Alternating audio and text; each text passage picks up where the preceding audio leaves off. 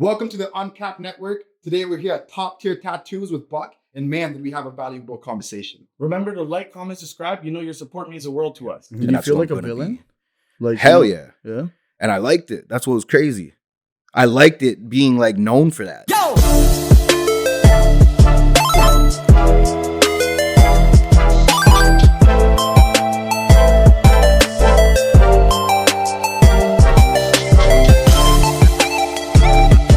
Nerds. Hello everyone. Welcome to another episode of the Uncapped Network. Today we have Mason Ireland, also known as Buck. He's a role model within the indigenous community and a successful business owner as well. His transformational story is like no other and proves that you can overcome any obstacle that comes your way. Thank you, Buck, for joining us today, brother. Thank you. Fuck, it's already been a great time, right? right? It's already been great, bro. Yeah, thanks for having me, man. For real, I appreciate you guys coming through. You know, of course. Welcome to the space. It's not exactly set up as how I would normally have it, but you know, to the conditions that we're in, it's sick, bro. It's good. Yeah, man. It's No, looking thank good, you man. for inviting us. Feel like your bro. home too. Yeah, like, man. It's like my second home, bro. I spend more time here than I do at home. Yeah. Real shit. So, how long you been tattooing for then? I've been tattooing for coming up on like 5 years now. Jeez. Yeah, essentially like 2 years professionally. Yeah. Coming up on 2 years professionally, but like I spent 3 years in prison, and that's when I started tattooing. Was in prison. What was the inspiration for you to actually start tattooing? Someone tell you something, or? Yeah, bro, real shit. I used to draw. Like I was drawing all the time when I was young, and then when I went to jail, I had nothing but more time. So all I did was just start drawing again, start perfecting my skills at drawing, and it was fun. It was an outlet for me to just pass time while I was there, you know. And then I started doing like one of my homie Kev, he was doing stick and poke tattoos in provincial because you don't have any access to anything else. So we were doing stick and poke in there, and he did one on my neck. He did my son's name for me in the washroom when I was standing in the washroom for like fucking like 2.5 hours, bro. Yeah. And he's like choking me out, like stabbing me, you know what I mean? I was like, bro, but at the end of the day, I'm like, yo, that shit sucked and it hurt. But in my eyes, I look at it like tattooing and tattoos in itself is a form of sacrifice sometimes.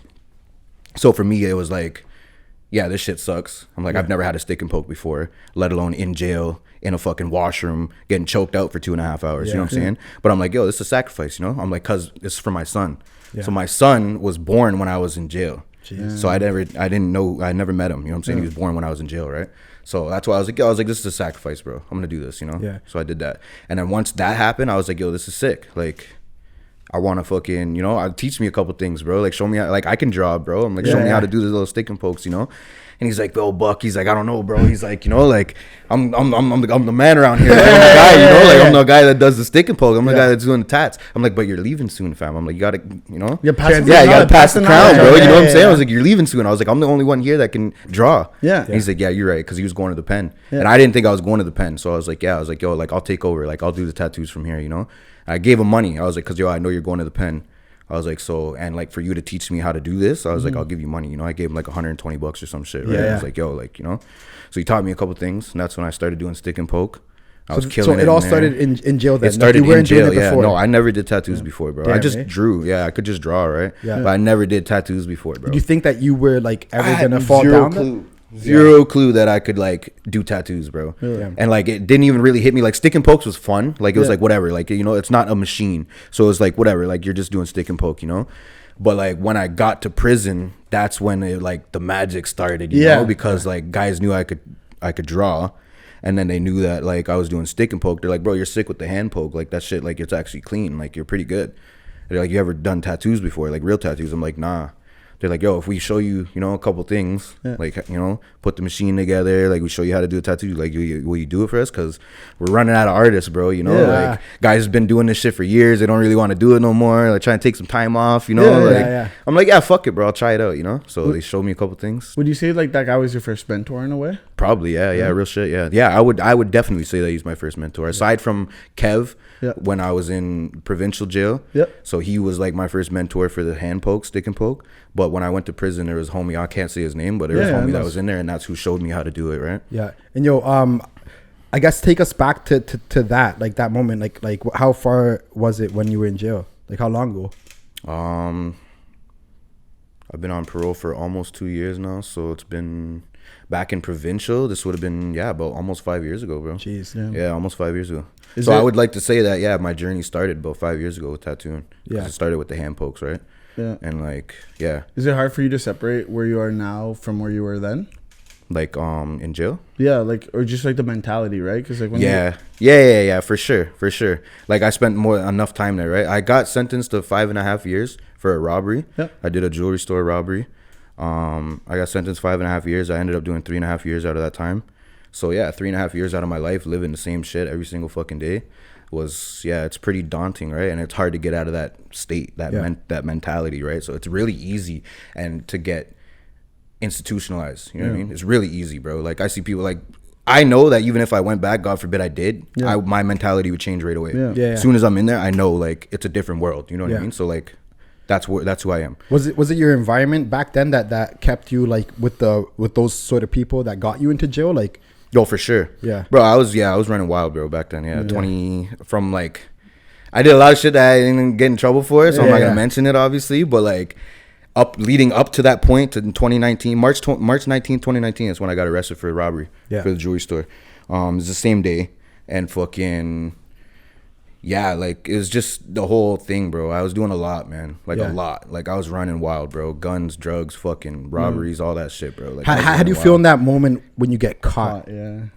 You feel defeated, bro. Did you think you were gonna get caught? No. I didn't think. I think, like, in my head, like, bro, at the end of the day, when you're doing certain shit and you're doing it often, it's not like it was when you're doing certain shit, you like look at it like, yo, like I'm good at this. I've been doing this. You know what I mean? Yeah. So you're like, you build up this ego that you're like, yo, like I'm good at this. Like, this is what I do. Yeah. In my, bro, I literally got to the point where like in my head, I'm convincing myself that this is what I do. Like this is I play a role in this world as a criminal. That's what I do. Yeah. And I'm good at it because I've never been caught. So yeah, I have a big ego. Like, so when I finally got caught for doing that, it was like, bro, like, I'm really not that good at this, bro. I'm really not as good as I thought I was, you know? Yeah. So my ego took a hit, right? It was like, fuck, bro. Like, that's shitty. Like, even giving up, like, because we gave ourselves up. We took them on a chase, bro. Yeah, like I was kind of explaining to you earlier, bro. We took these motherfuckers on a chase through the reserve, bro. Like, we're running through the woods. Like, I had one shoe on, bro. Like, you know what I'm saying? My homie's fucking falling down the hill. Like, bro, these guys, we tried to go into the river and cross the river. Yeah. And like the river is freezing cold. It's March, so it's like right now. Like, you know what I'm saying? This is dead ass. It's like almost 5 years ago. You know what I'm saying? So yeah, we're in the river, bro. These two homies get in the river, and one of them can't swim. I'm like, why the fuck you get in the river? You can't swim, bro. He's like, oh, like, I'm like, bro. I'm like, you can't swim, bro. What the fuck? Other one's like hyperventilating. And he's like, it's cold. It's too cold. I'm like, bro, like, what the fuck? I'm pulling these guys out onto the brush, and I'm like, yo, like, what now? You know? And they're like, bro, we're hit. Yeah.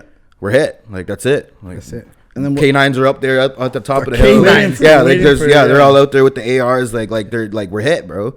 And I'm like, fuck, bro. I'm like, nah, man. I'm like, in my head, I don't want to believe it. I'm like, nah. I'm like, I'm not. No, like, I don't want to be hit, bro. When I don't want to realize the jig was up? Like, was it before you got caught, or was it like right then and there? Yeah, right then and there. Because in my head, while we're on this chase, I'm like, we're getting away. Yeah. Like, this is the res. Like, we're good. Like, we're getting away.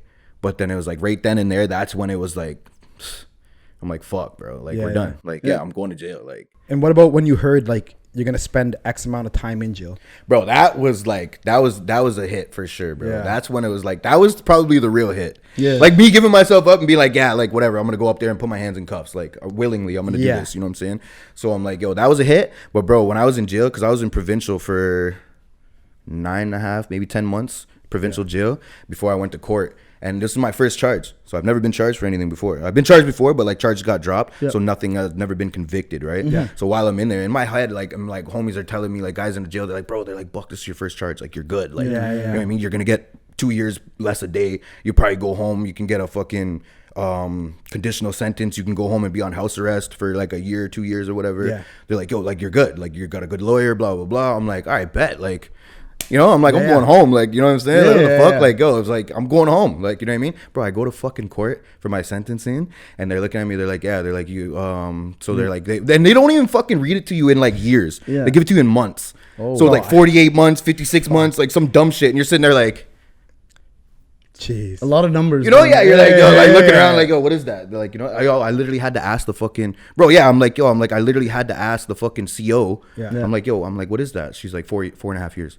I was like, Jeez. How'd you feel in that moment? Like, And I'm sitting on Zoom, right? So I'm not even in court, right? So I'm on a Zoom call because it's COVID times. So it's just during COVID. Yeah. So there's no court, like there's no actual in-person court. You're like in a room with the fucking CO and you're on a Zoom call with the judge in the court and shit. So I'm like sitting there, I'm like looking at the fucking screen. I'm like, yo, did you say fucking 4.5 years, bro? Yeah. Like, you said 4.5 years? She's like, yeah, you got 4.5 years. She's like, you're going to prison. I was like, fuck. Yo. I was like, what the fuck, bro? Yeah. Because in my head, I'm like, oh, I'm going home. Yeah. I've been telling myself this for the past like fucking 3-4 months. Like, I'm like, oh, I'm going home. Like, you know, like, it's light, you know, Bro, I like, can't I'm imagine. getting excited. Yeah. Like, bro, that right there crushed me, bro. What's They're the like first 4.5 day years. What's like first day when you show up? Like, what's it like? It's like being a new kid at school, bro. Yeah, that's the only way I can really like explain it. Like showing up to like jail where you don't know nobody, bro. Because like I was in Exeter for a bit here in London, and like I pretty much know everybody in Exeter, so it was fine over there. But then I ended up getting shipped out, and I had to go to Sarnia jail. And Sarnia jail, I don't know nobody. Yeah. Like I don't know anybody in there. So I'm like, you know, and it's just like it's that shitty feeling like. You're like, fuck, bro. Like, you know, like I'm probably just gonna go up there and have to fight somebody right away. Yeah. You know what I mean? Like, you know, I have to set it off, bro. Like, I have to go up there and punch somebody out real quick. Bro, that was probably so like gut wrenching. Yeah, it sucks, bro. Cause you're like, bro, like you don't know nobody. Yeah. Like you're dead ass. Like you walk in and like, bro, first thing I see, and it was my homie Kev. He actually became my homie after. Yeah. But that was the first person I seen when I walked onto the range, and he's locked in his cell with another homie because they just OD'd not too long ago. yeah. So they got a charge for contraband. You know what I mean? Yeah. So he just OD'd, and he's like all fucked up shit and still, right? He's like, yo, his eyes are all like wide and shit, and he's like looking through the bars because in Sarnia jail it's all bars. Yeah. So like he's like looking through the bars like that. I'm like, I walk on the range, I'm like, holy fuck, bro. Like, he's like, yo, what's up, bro? He's like, what's up, bro? You know, like looking at me, I'm like, holy fuck, man. I'm Yeah. like, yo, like, what's up? You know, like, but it actually turned out it wasn't too bad, bro, because I knew a couple guys that were there. Like, I didn't know them personally, but they knew certain people that I knew. So like they welcomed me in right away. So it was actually pretty blessed. But do you feel like regardless, that feeling, you had to keep that same personality, that same sort of ego going in there to prove yourself, or do you feel like automatically it strips you? What do you mean, like that same ego? Like for example, like you were one person before going to jail, right? Do you feel like you have to maintain that personality? You have 100%, yeah, 100%. And like it's like it wasn't even like it was like I was putting on a show or nothing either. Like that's really how I was. Like, you know what I mean? Like in my head, like that's really how I was. Like I said, I convinced myself that I am on this earth for this reason. I give the feds a job to do. You know what I'm saying? Yeah. For the shit that I do, I give these motherfuckers a job to do. You know what I'm saying? If it wasn't for me, these motherfuckers wouldn't have a job. Yeah. Because they got to chase my ass around doing certain shit. You know what I'm saying? Yeah. So, like, in my head, like, that's really who I was. I'm And like, what yo, do you like, think got you there? Like to think like that? a whole fucking, like, a whole motion of things, bro. Yeah. Like, a whole motion of shit, bro. Environment, Yeah, like, trauma, environment, shit like people, that. trauma. Yeah, all of that shit that you just said, bro. Like, yeah, it's a whole motion, bro. Like, I did a lot of shit that I'm not proud of anymore, you know? But, like, back then, it was like I said, you know, I was just convincing myself that that's who I was. You know, that's who I am. Did And you that's feel who like I'm a gonna villain? be. Like Hell yeah. Yeah. And I liked it. That's what was crazy. I liked it being like known for that. Like people would actually know me. Bro, if somebody got robbed, they'd be like, yeah, it was probably bucking them. Yeah. Like off the rip. And then or like even like if I was gonna try and like sell something, if I were to go and try and sell some shit, people would be like, well, whose is it? Da da da. And I'd be like, oh, it's Buck. They'd be like, yeah, no, I'm not linking with that guy. Bro. He's probably gonna try and rob me. So I was like, bro, like I liked that shit though. Like I liked. I'm not even saying I like it now, but like back then I liked that shit. Do you think it was like that you could impose fear on people? Yeah. Right? Because it's respect or For sure. fear. One It's of the respect two, or right? fear. And that's what I realized now. Like even going to prison and shit is like respect means way more than fear does, bro. Because you can respect somebody and just give them that respect. You don't fuck with that person because I respect that person. Yeah. But it's different from when you just fear somebody. You can say, I don't like this fucking guy, bro, but I'm not gonna fuck with him because he's gonna beat me up, kind of thing. You know what I mean? Yeah. But it's like if I actually respect you, it's like I'm not just not gonna do anything slimy to you because I actually respect you. You know what I mean? So it's a difference, bro. But back then it was all about fear. I didn't give a fuck about respect, bro. And like, how long did it take for you to click and be like, maybe I do have to change my ways? Like, how long until like when you were in prison? When I was in prison, probably closer to the end, bro. Cause it felt like a long stretch, right? I know there's enough guys in there that are doing way more time, bro. Lifers and this and that. Like I was in there with a lot of these guys, right?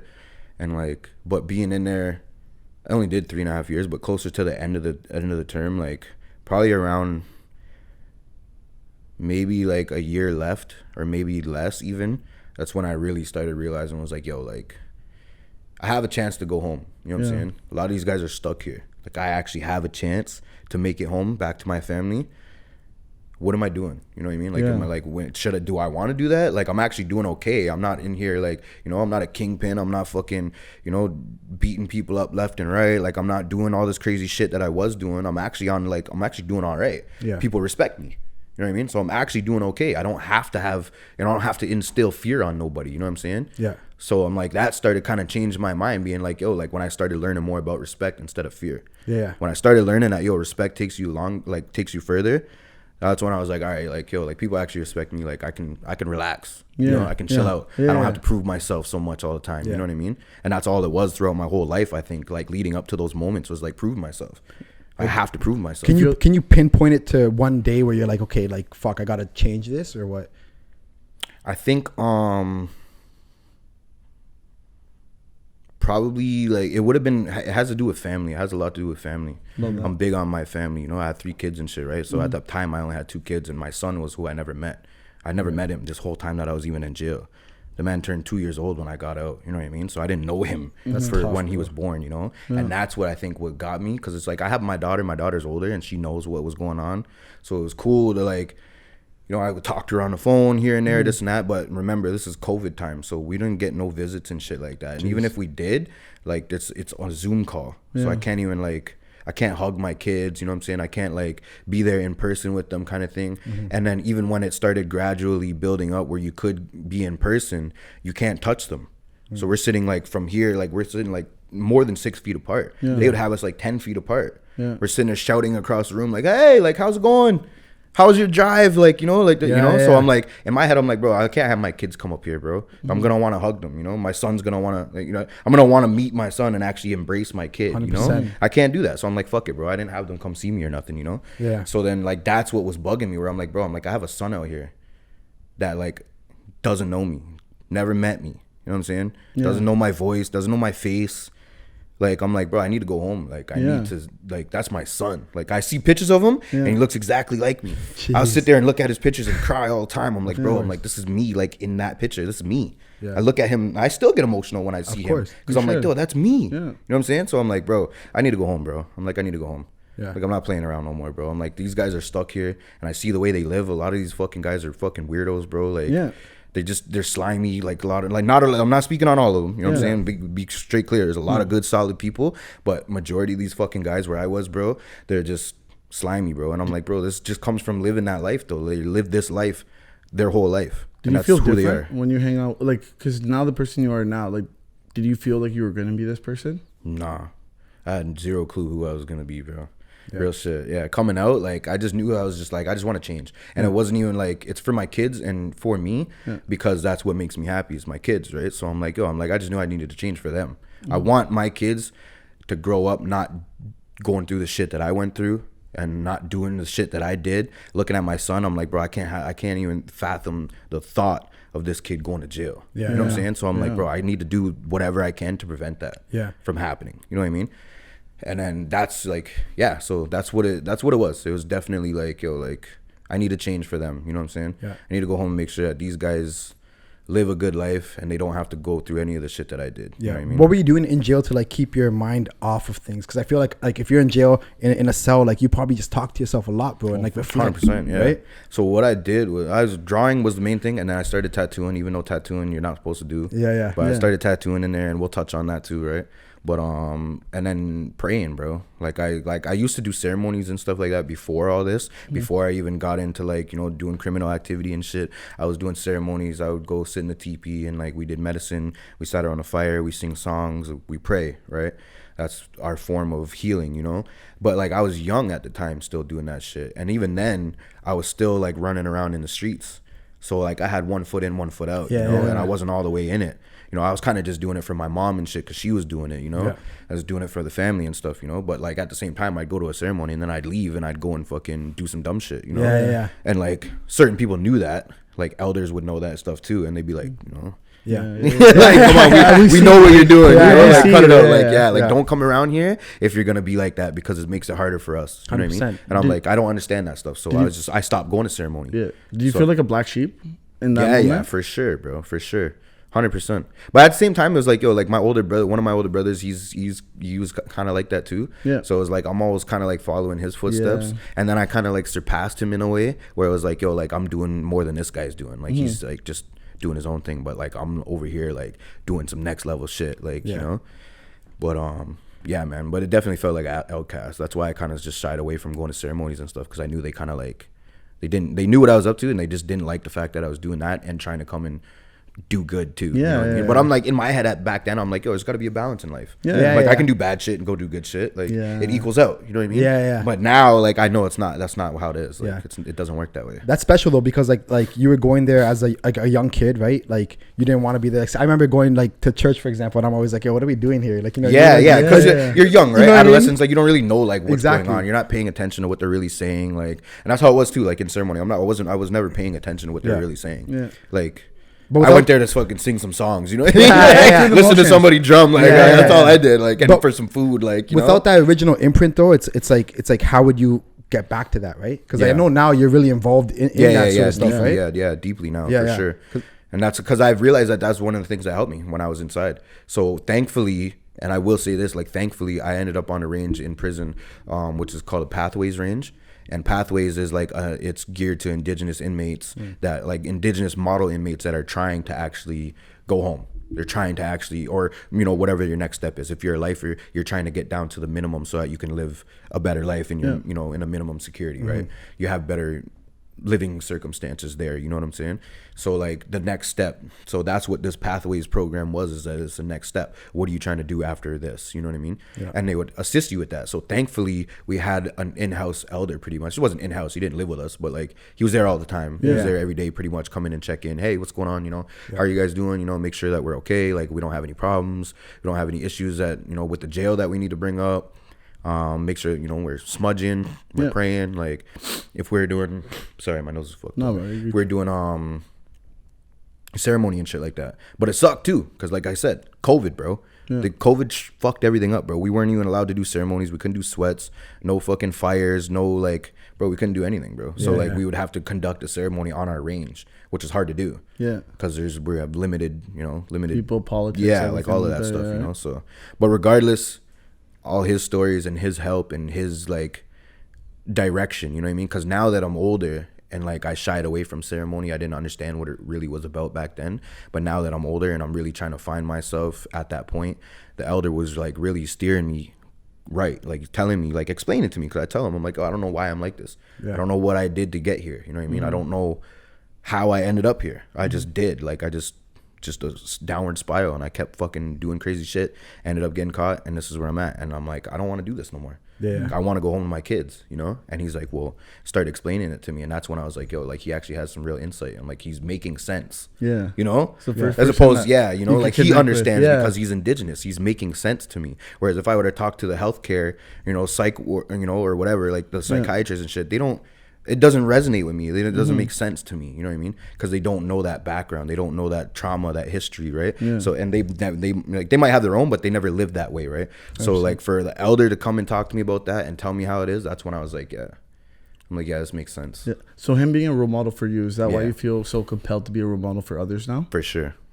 because I feel like it's real. You know, like I feel like it's real. Like it helped. It really did help. So for me to experience that, you know what I'm saying? That's where I'm like, yo, like I can do that too. You know what I mean? If I can really feel the power of what happened and what he said and the things that we were doing when it comes to ceremony and praying and smudging and how well it helped, I'm like, I can try and do that for other people too, you know? In my own way, whatever way that is, you know what I mean? I'm still finding that, you know? It's crazy when that energy becomes real. It's crazy. It's unexplainable. It's unexplainable. Right? Like you can't knock it. You know what I mean? Like I can't, like I just chalk it all up to, it's real. It's real energy, spirit, all of that stuff. It's real. Do you feel you have purpose now? Oh, for sure. For once in my life, I actually feel like I have purpose, bro. I never did. I never did before this. You know what I'm saying? And like, it's not even just tattooing and shit either. Like tattooing is cool, but like, when it comes to doing ceremony and like, you know, like I'm around the drum, like I was trying to explain to you guys before, like I drum and I sing. And like I do clan markings as well, which is a form of tattooing. That was like one of our original indigenous ways of tattooing. They call it skin markings or clan markings. It's more or less like it's a stick and poke, hand poke tattoo of like whatever your clan might be or whatever, you know, tribe that you might be from or whatever markings that it is that you want to get put on you, right? So that's a form of healing as well because you're taking it back to your roots. You know what I mean? So that for me gives me an outlet to be able to heal other people too, because it's like you can't just go to any tattoo artist and say, hey, like I want to get my clan marking hand poked on my hand, and they would look at you and be like, what? I don't even know what that is. Yeah, give me $100 and I'll do it. You know what I mean? Like for me it's like this is real. Like we're gonna smudge, we're gonna pray. You know what I mean? I'm gonna, you know, I might sing a song for you, like you know, like, you know, like, and we'll do the that's tattoo, special, like, bro. you Because know? I feel like you're probably one of the only few who are doing it like that. No, There's multiple other people that do it, but like, I mean, I don't really know them. You know, so if I don't know them, then who else does? You know what I mean? Because I'm in the community. And I'm a tattoo artist. So if I don't know who else is really doing them, then who does, right? So I do feel like, okay, like, you know, like I'm one of those people that I'm up there. I should do it. You know what I mean? It makes sense for me to be the person that does it. You know what I mean? The leader in that community. That's really sick. That's really dope. With the tattooing, how's it work in jail? Like when you're doing that, like how does that process even start? And like, fuck. That shit's it's a fucking process, bro. Right? That's definitely what it is, yo. It's a process, man. It takes days to even prepare for a tattoo, man. Like to like build, like get your machine together, like build your machine up. You got to make ink. You got to do your stencil, huh? How's ink made? The ink is made with so what we would do is we burn soot. So soot is like that black stuff that would come off of a flame. Right. So we would usually burn, because it would be the cleanest, we would usually burn Vaseline or baby oil.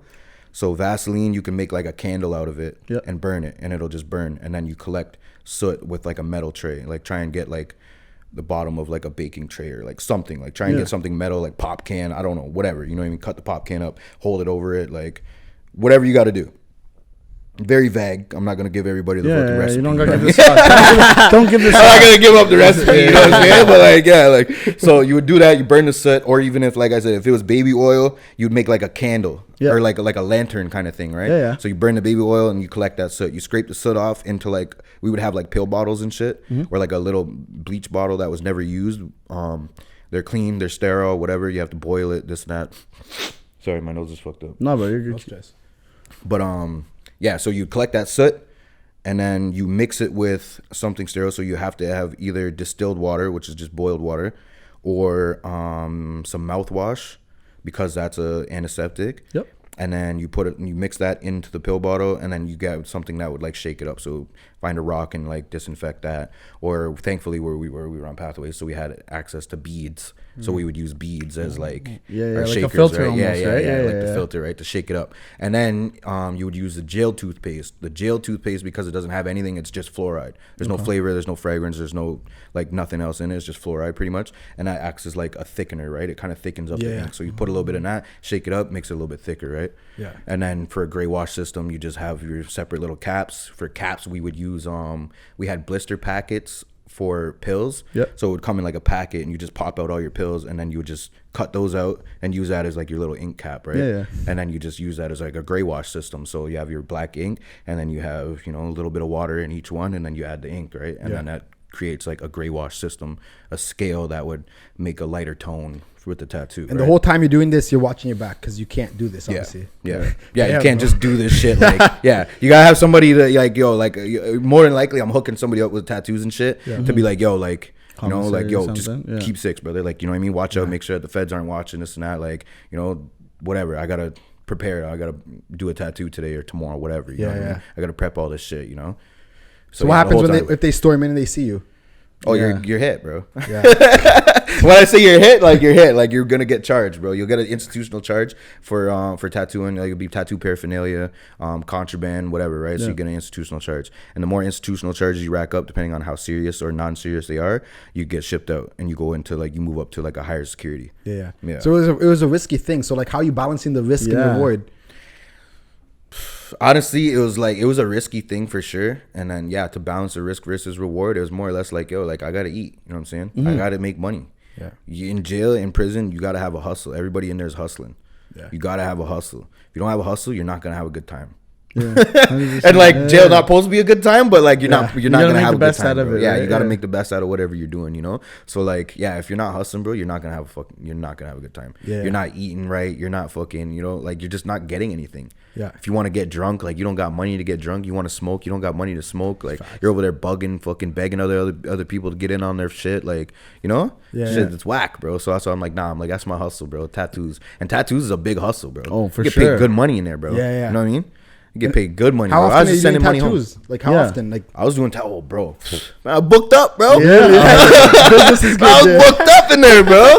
Yeah, man. What the fuck? Yeah. No, I had motherfuckers like, bro, I do once a day, twice a day, maybe. And then I just take my little bit of time off. I took some time off before going for parole and shit just because I didn't want to get fucked Yeah, over. right before. Yeah, for yeah, sure. 100%. Took like 3 months off and I was like, yo, like I'm not doing tattoos. Guys are banging on the door. Bro, I need my shit. I'm like, bro, I finished everybody's projects. I'm not doing nothing else. Like Yeah, I'm yeah. going for parole. I'm trying to go to fuck home. Fuck your tattoo, brother. yeah, Real shit. yeah, Fuck your tattoo, yeah, brother. I'm going home. Like, yeah. fuck you, bro. Like, 100%. yo, fuck that, you know? Well, I was like, yeah, it was sick though, bro. I was booked up, man. I did tattoos. Once everybody seen like how sick I was with it, they're like, yeah, we're going to Buck, bro. For sure, we're going to Buck. And then when you left there, did you think you were gonna keep tattooing? Like, why'd you keep pursuing that dream? Yeah, like realizing how good I was. Yeah. I was like, bro, like I gotta do this, you know? Yeah. Like I can do this. I can do this.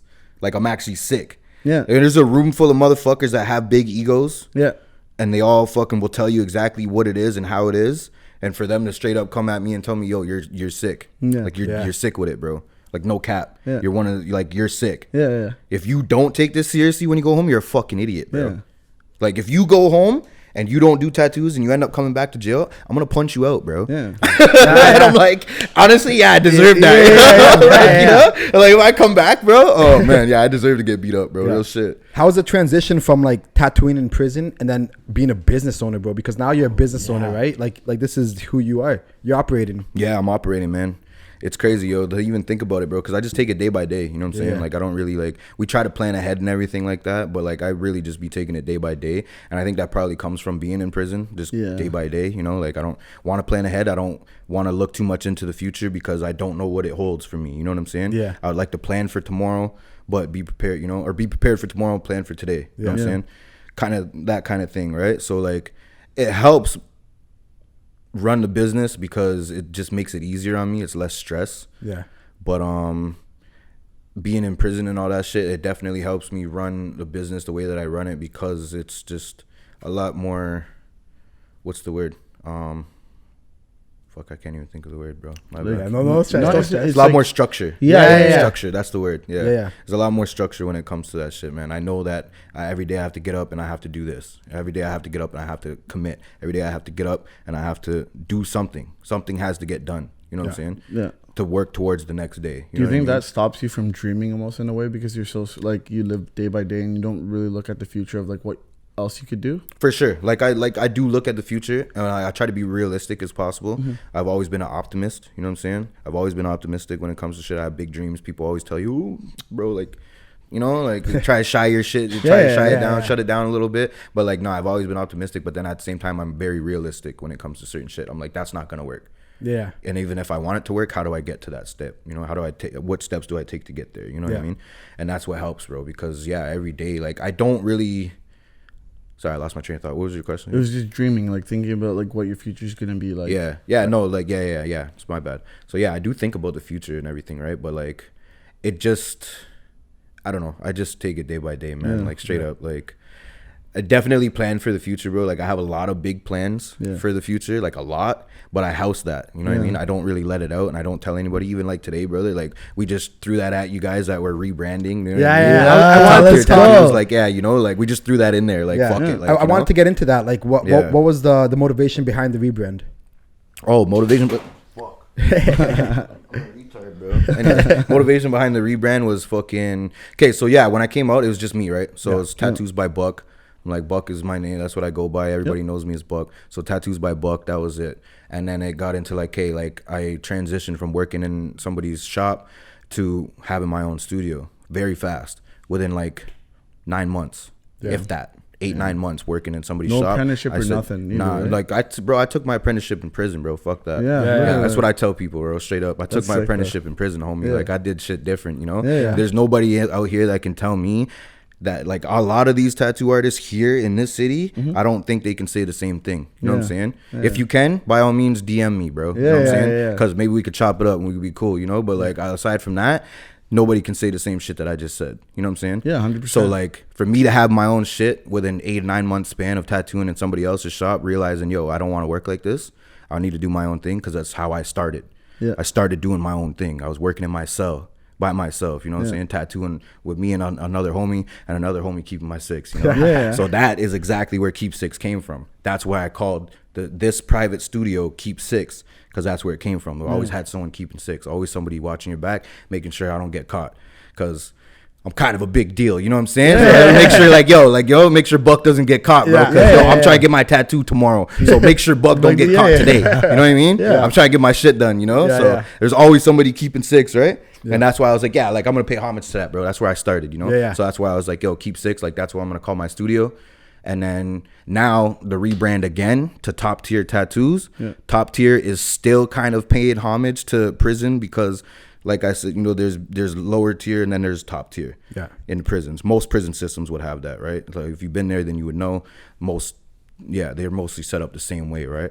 So there's top tier, and it's still, like I said, still pays homage to prison, but top tier is more like global. More like out, you know, like for everybody kind of thing, right? Not just Keep Six. Like some people might not understand what Keep Six means unless I explain it to them.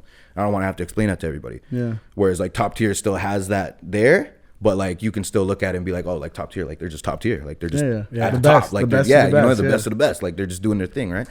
So top tier, that's where it's at now, bro. And especially because, like, you know, I just brought a new artist in, another artist. His name is Nathan Kijigo. He's from my reserve as well. He's Chippewa. He's indigenous.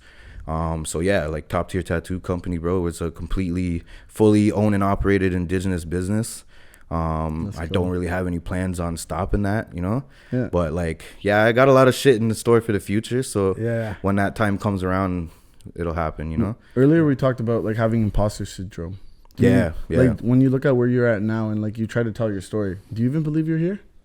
Does it feel like a dream almost in a way? Yeah, I'm not gonna lie. Sometimes it does, bro. Like I said, I kind of just go in autopilot and take it day by day. So like, but when I do actually have time to sit back and reflect, I really look at myself and like talk to certain people. I talk to my bro, I talk to my, you know, my family, my girl, whatever. I talk to everybody and I'm like, yo, like I'm actually, some people have to reassure me like, yo, you're actually doing what you're doing. Like you are actually a role model. You are actually a big deal. And I'm like, I don't really believe it sometimes. I'm like, nah, like how could I be that person? Like I still need that person in my life. You know what I'm saying? So how can I be that person when I'm still, you know what I mean? I don't think I'm here, or I don't think I'm here. I still think I'm here. You know what I mean? And I'm still looking up to someone that's up here. You know what I mean? So it's hard for me to be like that motivator, that inspirational person, that, you know what I mean, that leader. It's hard for me to do that, but I have to remind myself that I actually am. You know what I mean? I'm older now, bro. I'm 30 years old. You know what I'm saying? I still think sometimes, bro, I lost a couple years of my life, you know? So I still think sometimes I'm like 25 still, you know? Like, you know what I mean? 100%. But like, it's crazy, bro, to really sit back and think about it and be like, I actually am a person of substance, and people do listen to me. People do look up to me. People are watching me. You know what I mean? And it's like, I don't even take that in half the time. Before I asked you, like, did you feel like a villain? Now do you feel like a hero where you're at?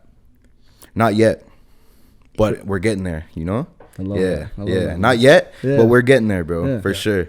I've been invited to come and speak to the youth actually this month. Hey, let's go. Yeah, so I'm gonna, like literally in a couple of days, I'm actually gonna go to Windsor and speak to the youth at risk. They have a youth after school program for the youth at risk. And I've been invited to come and speak to them pretty much just as an inspiration, you know. Yeah, man. I don't know, motivational speaker. I don't know. I don't really, like I said, that's imposter syndrome coming in where I don't know what I am. But like, I'm not claiming to be anybody, you know what I mean? I'm just here, and this is who I am, and I'm giving you my story, and I hope that you could take something from it, you know what I mean? So like, that's all it is. And then there's that one, and then there's another one on the 23rd and the 24th weekend. They're doing a justice conference at Caesars Windsor. So they're doing a justice conference there, and they want me as a speaker, and they also want me to do clan tattoos there as well. Bro, that's Bro, it's crazy how the world works. You know what I mean? Like something that you probably could like think is such a curse. It was like maybe a blessing in disguise. You going through all that. 100%. Because like if it wasn't for that moment, like how else would you transform? You know what I mean? 100%, bro. That's exactly like I say that shit all the time. It was a blessing and a curse. Yeah. It sucked to be there, but I had to be there. You know what I mean? Yeah. When I go through this journey, like this healing journey, and I go to ceremony and I pray, those are all the things that come back to me, and I remember like, yo, like I had to go there. Because there's times when I was inside, bro, to be honest with you, I was like in my head, I'm like, bro, like not even in my head, I'm letting it out. Yeah. I'm in my cell and I'm like talking to, creator. I'm like, why'd you do this to me? Yeah. Why did you let this happen to me? Yeah. Why did, like I'm a good person. Like I want to go home and I like just take me home, bring me home, I'm a good person. I can be a good person. Why did you keep me here? Why'd you house me here like a fucking animal? Like you guys want to see an animal? I'll show you an animal. Yeah. And that was what was in my head, and that's why I always acted out while I was in there, Yeah. Because like in my head, I'm like, oh, you caged me like an animal. I'll show you a fucking animal, Yeah. So that's how I was.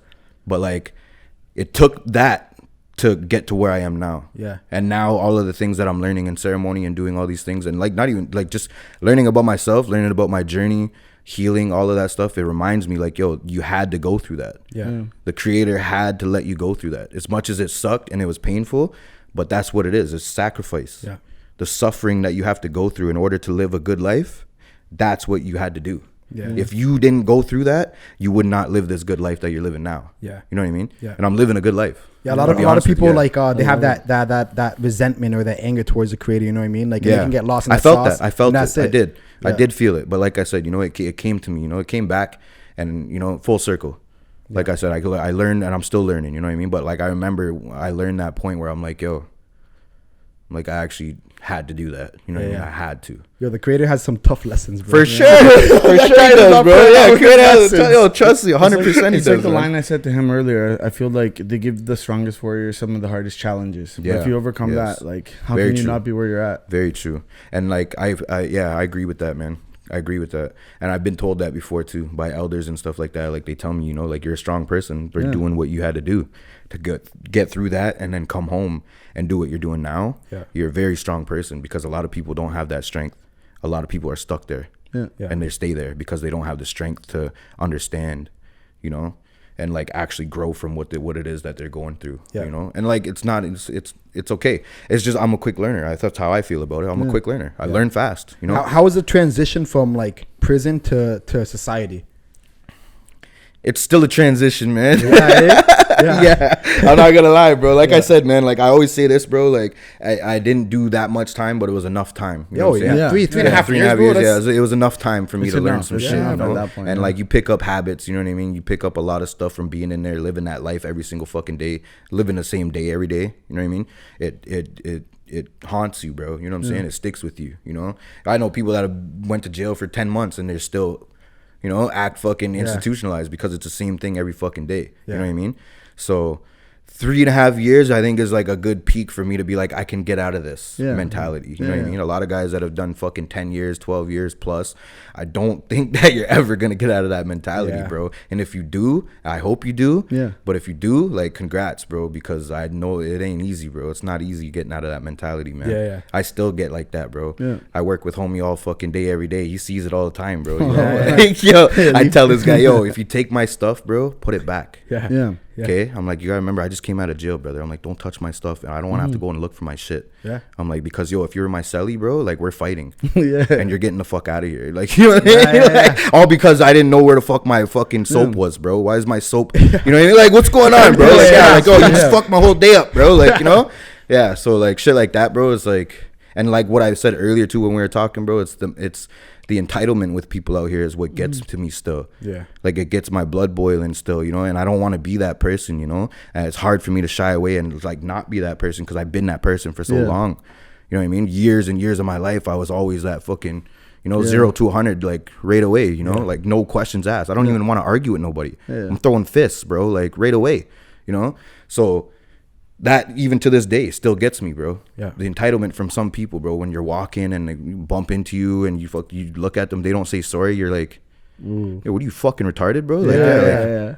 Like, yo, I'll kick your head off, bro. Like, what the fuck, bro? You know who I am, bro? Like, Yeah. you know who I think I am, bro? Like, you know what I mean? Like, So how do you I get stop like it? that. Yeah, you know, I still get like that, bro. But it's like, yo, I have to like snap out of it, remind myself, How yo. do you stop yourself then? Like, is it just- Honestly, bro, it's hard, man. It's still a struggle, bro. Real shit. It's still a struggle for me, man. And that's why I'm still actually going through that. Like, I'm still trying to heal from that mentality, you know what I'm saying? Because that's what I go and I pray about that shit when I go to ceremony, because I know like I still have a little bit of that there in my head where I'm like, but I stop, and I don't know what it is that stops me. I don't know if it's the power, the energy of the creator. I don't know what it is, but something in my head will stop me to be like, yo, you know, you got a lot more to risk than this person. Yeah. Whatever it is that they're doing, if they don't have that kind of respect that everybody should have, they don't have that respect to just turn around and say, yo, sorry. Yeah. Yeah. You know, sorry, I bumped into you. It's a flaw in them. Then not on yeah, yourself, I understand right? that you probably don't have as much to lose as me. Yeah. You know what I'm saying? So I'm not gonna be that person. Because today, bro, you know? once that door opens of like the other side of it, like it's hard to close. It's You know hard what to I mean? close, bro. So it's a Yeah. blessing though. For It's a sure. blessing because you Yeah. always like gotta check yourself, right? Yeah. So And that's something I never did. I never Yeah. checked myself. Yeah. Never checked myself. What? I wouldn't let anybody else check me either. Yeah. When I was in jail, bro, so yo, I'm stepping on people's heads. Big homie comes over and says, yo, Buck, come here, bro. I'm like, yo, what's up? He's like, yo, brother, listen.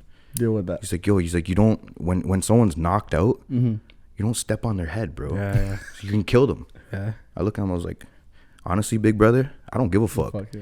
Like, don't tell me what to do, bro. I'm like, you don't want to see it? Go in your cell. Yeah. You know what I'm saying? facts. That's the type of shit I was on, bro. Yeah, like, I'm yeah. like, yo, like, I don't give a fuck, bro. I'm not letting anybody check me. You know what I'm saying? Yeah. Yeah. So for me to be able to check myself now, it's like, yo, I know I'm growing, bro. Oh, yeah. I know I'm growing, you know? Are you proud of yourself where you're at now? I can be, yeah. I'm not gonna lie, bro. For once in my life, I can actually be proud of myself, you know? Yeah. Like, I never was proud of myself before. We kind of, like, talked about that in some of the posts that I put on Instagram. Like, kind of explaining that journey where, like, I pretty much said, like, yo, I never lived a life on the straight and narrow, you know what I mean? I was always up to some shit. And, like, even when before, like, you know, like, I used to make jewelry and shit before all that bullshit. I was doing grills and shit, right? And so when I was doing grills, it was like I was still running around in the streets, you know, like people looked at me like, oh, like, you know, Buck's doing good, like he's got his own business, like he's making jewelry, like he's successful, he's young, like he's indigenous, he's doing his thing. He's up. But like I couldn't take that praise because I knew what was funding this. You know what I'm saying? My bad habits, my criminal lifestyle, that was funding what I was doing. Yeah. You know what I mean? So I couldn't really take real praise for it and be like, yeah, like I'm actually doing this. You know? I could not do it. I couldn't front to anybody and be like, yo, yeah, like, thank you. I'm actually proud of myself. Do you feel like that's why you kind of have a problem accepting praise now? Probably, yeah. I don't really know what that is. I'm still kind of trying to figure that out and trying to understand that. Yeah. But like, it's hard for me to accept praise right now still. I think, but like I said kind of before, I kind of think I relate that to like just growing up. Yeah. You know, where being in a family where like we didn't really get praise like that. Like even if you were doing good in school or you're doing, you know, you're being good at home, you're using your manners, whatever, like we didn't really get praise for doing what we're supposed to do. Yeah. Like So there was nothing to build you up. You know what I Yeah. mean? There's nothing to keep you doing that. You know what I mean? You don't get any reward or anything. Like, so it was like, whatever, like, fuck, I'm doing good and I'm not getting anything out of it. Fuck this. Is that something that's top of mind now with kids now? I think so, yeah. Yeah. With my kids, bro, like the way I raise my kids now, yeah. I praise them all the time, bro. I don't care what you do, man. Yeah, great on, bro. You're doing good. You know what I'm saying? It's like seeking validation almost in a way. Yeah, right? for like, sure, I just want yeah. to know that like I'm doing the right thing. For sure. Right? Yeah, for sure, man. I don't know. I think because I never got that, right? So, like, I don't know if I'm wrong for it. Maybe, you know, praising my kids for any little thing that they do.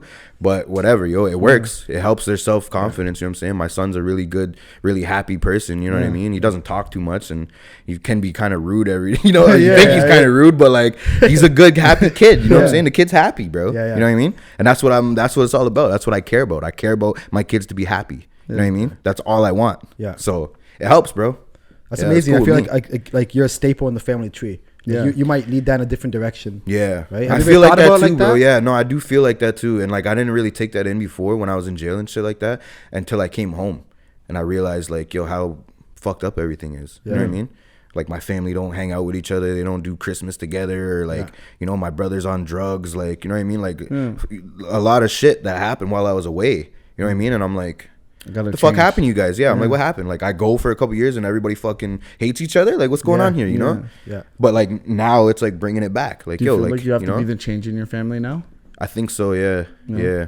I think so for sure. Big bro. responsibility, I feel like I do. bro. Yeah, I feel like I do, bro, for sure. Because I fucked up heavy. You know what I'm Yeah. saying? I fucked up big, bro. I lost a couple years of my life. You know what I mean? I didn't meet my son till he was 2 years old. You know, my daughter, she was thankfully a little bit older. She was getting to the point where she was like, "Yo, like I'm used to dad not being here, so whatever." How'd that You know what I make mean? you feel? That was bad, bro. Yeah. That was horrible, bro. That was my daughter's like my best friend, bro. You know, like I was with her all the time, every single day, riding around with her, like you know what I mean, like going to the mall, like shopping, like doing everything with her. So like for her to be on that like, dad's not here kind of thing, like whatever, you know, like I don't really care. That shit hurts, bro. Yeah, that shit hurts. That's when I was like, bro, I'm like, I need to go home, bro. You feel betrayed Straight up. almost in a way, not betrayed, but like almost like that lack of like her almost giving up on you made you not want to give up on yourself. 100%. Yeah, that was one of the things, like that, and like not knowing my son, where I was like, bro, like I need to go home, bro, because like I'm losing it. I'm losing everything. I already lost my crib, my car, my money. You know what I'm saying? My reputation. Like I've lost a lot of shit. I don't want to lose my kids. You know what I mean? Because they mean the most to me. Yeah. You know. So I was like, bro, I gotta go home, bro. I gotta go home.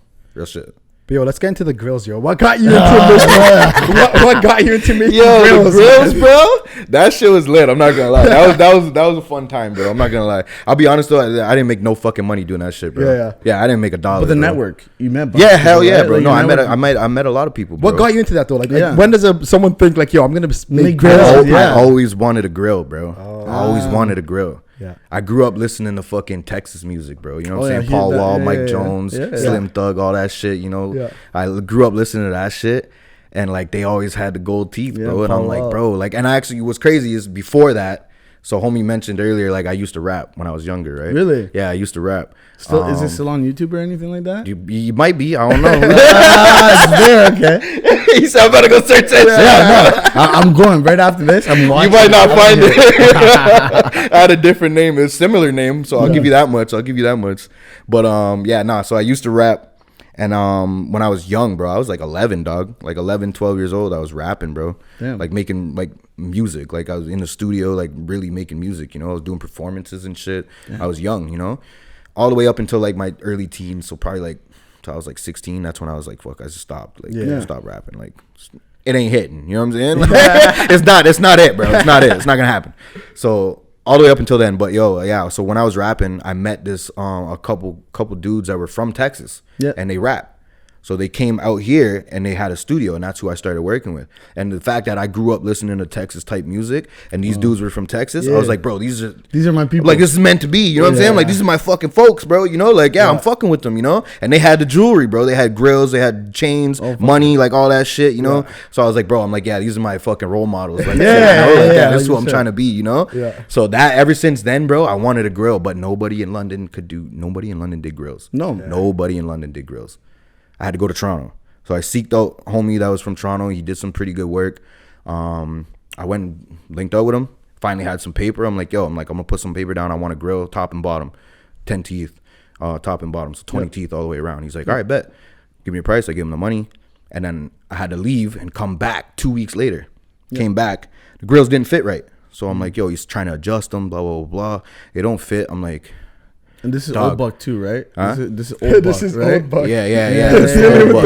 So it's like, yo, something's up right now. Yeah, so I'm like, bro, what's going on, man? Like, you know, my shit doesn't fit, this, that, and the third. He's like, oh, like, don't worry, like, we might have to recast it. I'm like, bro, like, I just drove fucking two hours out here last week or 2 weeks ago to get my shit molded, and then I left with nothing, okay? And I hate spending money and not getting anything out of it. Yeah.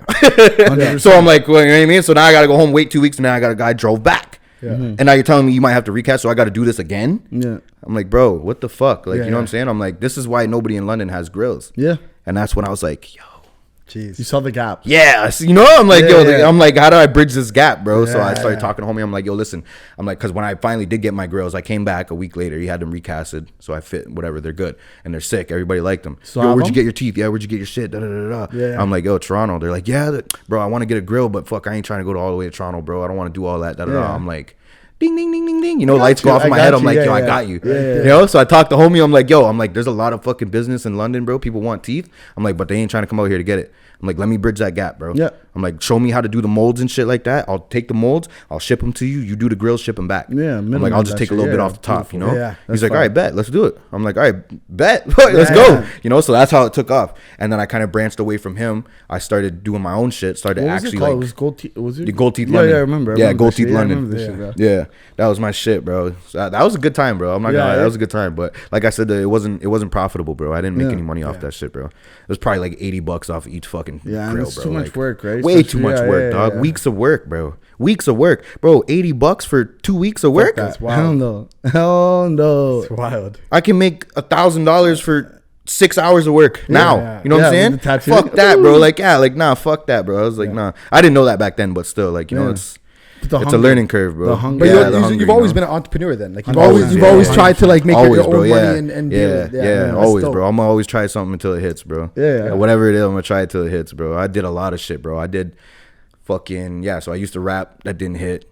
I did grills that didn't really hit. I started making custom denim, like custom jeans and shit. Yeah. So for like a very short period of time. Yeah. It was like I was just making like I would take jeans and shit and I would like distress them myself. Yeah. Like rip them up or whatever, and then like put fucking like acid wash them or like bleach them, put paint on them, spray paint, like, and I would like write like, because I was artistic. Yeah. So I would like, yo, tell me like, yo, if you want a quote on your jeans or some shit, I'll put that on there. Like I'll like write it out in like sick letters, you know. And people were buying them, bro. Yeah. $160 for a pair of jeans, bro. You know. This is back in like 2017, dog. So like you know. Yeah, like you know, I was making money, bro. Like I just seek out the dudes that had like red bottoms and shit. I'm like, yo, you need a pair of jeans that match those, because they'd be like crazy colors, right? They have like the spikes on them and shit. Yeah. I'm like, bro, I'll make a pair of jeans that match those, bro. $160. They're like, all right, bet. I want two. I'm like, bet, I got you. Man, you've 300 right there. Like, you've always been an artist. So went from rapping to doing grills and all this. It's always an art form, bro. Was there someone that you looked up as an artist before you? Like any family? You know what, bro? There's one person that sticks out every time someone asks me that, bro. Yeah. It's Mr. Cartoon. I don't know if you know who that is. Mr. Cartoon's from LA, bro. He's a fucking legend in LA because he does everything that has to do with art. Yeah. Painting, spray paint, graffiti, murals, airbrushing, painting cars. Like he does murals on like lowriders and shit like that. Like he does everything, bro. Like anything that has to do with art, like in a Chicano form. And that's where like my style it came from too, because that's what I seen was like, yo, I was like, this guy's sick. He does everything, bro. The guy has like collaborations with like Air Force Ones. He did fucking engraved like Air Force Ones. Ooh. So it was like engraved with like the like floral prints and like crazy shit, you know. So I was like, bro, this guy's sick, you know. Like he does everything. I was like, yo, that's like, it kind of relates to me, where I do everything, but it's not just like one like genre, I guess, or you know what I mean, one niche, whatever you want to call it, right? But he does everything. He's capable of doing everything very well. You know what I mean? So I was like, oh, I always looked up to that. I'm like, yo, this guy's he's sick. He's an OG, bro. And what even put me onto him originally was 50 Cent was one of my favorite rappers. One of the best. He did 50 Cent's back piece, bro. That's what put me onto him. So he did 50 Cent's back piece, and that's when I was like, bro, that's the guy. Yeah, I was that's like, this is the guy, bro. I'm trying to be like this guy, bro. Like, yeah, he's a guy, man. And he's still a legend, bro. To this day, bro. To this day. Yeah. Yeah, Mr. Cartoon's still a legend, bro. I'm searching that right after this. Yeah, I gotta right? see Search him up, bro. You'll see his shit. I used to be on his blog all the time, waiting. This is before Instagram and shit, bro. Waiting for him to post some new shit on his blog, you know? I'll always go on there like once every other 2 days or some shit, and I'd be like, yo, did he post anything new? Trying to see what other cool shit he's got, right? Yeah, he was sick, bro. He's still sick. I don't even give a fuck. He's still sick. Would you ever want to meet him? Because they always say you never want to meet your heroes, but I would, man. I would like to meet him, bro. I've seen a lot of his videos and shit. Like, he's big, bro. He's big on YouTube. Like, a lot of people have met up with him. I don't know if he's done like podcasts and stuff, but a lot of people go and like meet up with him, and just because he's a legend, bro. Like, you know, he's a legend out there from LA, you know? And like, he seems pretty humble, bro. Like, mad humble, like super cool. You know what I mean? So yeah, if it was ever a case where like I could actually meet him and like maybe sit down and actually have a chat with him, that would be cool. Yeah. Because I feel like that's a better way of meeting your heroes, to actually like have like a conversation, an interaction, you know, for you to meet your heroes. You just meet you see your hero walking down the street and you're trying to bug him with a phone in his face. Of course you're gonna get fucking, you know, bro, he's a human, you know what I'm saying? Let him walk in peace, bro. Like, what the fuck? And let him acknowledge him or something. Hey man, yo, what's up? You know, like, I'm so and so, I love you, bro. Like, you know, like whatever you want to do, you know. But like, don't fucking, hey man, let me get a fucking picture. Like, bro, get out of here, man. The fuck? I'd never do that shit. Never. Hey man, so like within London, what's the politics with the tattoo industry? Do you feel accepted, or do you feel like There's still people looking at you like you earned this.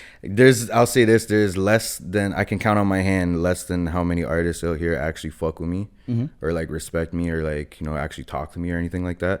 A lot of them are just on the outside watching. I know they're watching because they see my stories and shit, but they don't like none of my bitches, you know? I see you, yo. I see you, you know? Yeah. But like, I don't care. It's all good. I just look at it like, you know, I don't know. I'm new, you know what I mean? I'm new to this shit, you know? And a lot of them, I don't know, a lot of them look at it like, how did you even get into this shit? Yeah. Like, and that's where like my story comes from. That's where I'm trying to explain it. You know what I mean? Maybe they'll be a little, maybe they'll ease up on me a little bit. You know what I mean? Do you feel like because you blew up so quick that they're like, where the fuck did he come from? Yeah. Like why is he getting so much recognition or like doing so well? Like almost like an industry plant, they'd say, right? Yeah, pretty much. Yeah, like for sure. I definitely see that. And I like from the outside looking in, I would say the same shit. Yeah. I would have questions too. You know what I'm saying? Like even right now as an artist, because I do look at myself as an established artist in the city. You know what I mean? So I've made my name and I'm still building. I'm still doing all these things.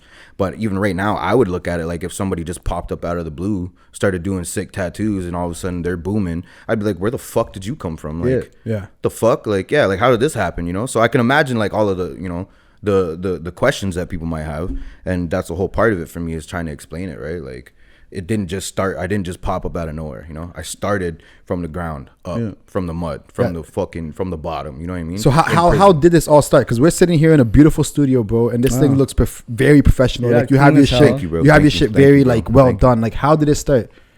It started from just prison, bro, straight up. That's where I started.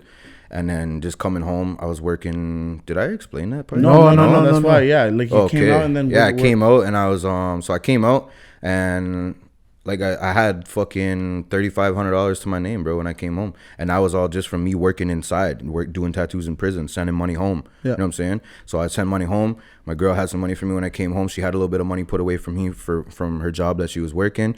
I had like $3,500 to my name. I just bought tattoo shit, and I was like, yo, like this is what I gotta do. I'm gonna try and get into a shop in London, surrounding area, whatever. I need to get into a shop. I need to show them like, and I don't even have a portfolio. My portfolio is in prison still, you know, like all the people I did tattoos on, they're all, you know, they're not here, like, you know, so I'm like showing them, like, I can't even really show them tattoo. And it's like, it's not even like the greatest work either, because we don't have the same technology, you know, the same tools, right? Like, so it's not even the greatest work. But if I can show them, yo, like I did this tattoo on myself with a homemade machine, you know what I mean? And like with my left hand, I'm fucking right-handed. You know what I'm saying? Damn. Or like I tattooed my stomach by myself upside down looking, you know, like in my cell. Like that's how it was, right? That's what I did. And like, but coming home, not having a portfolio, it was like, bro, like I need to do something, you know? So I bought my shit. I was tattooing at home for a little bit just to try and get some pieces out and show people like, yeah, I'm doing tattoos kind of thing, right? A couple people were supporting, you know, it was all close family and friends and shit like that. Yo, let me get a piece, bro. I'll let you be my guinea pig, da-da-da. I'm like, all right, yo, let's do this, you know?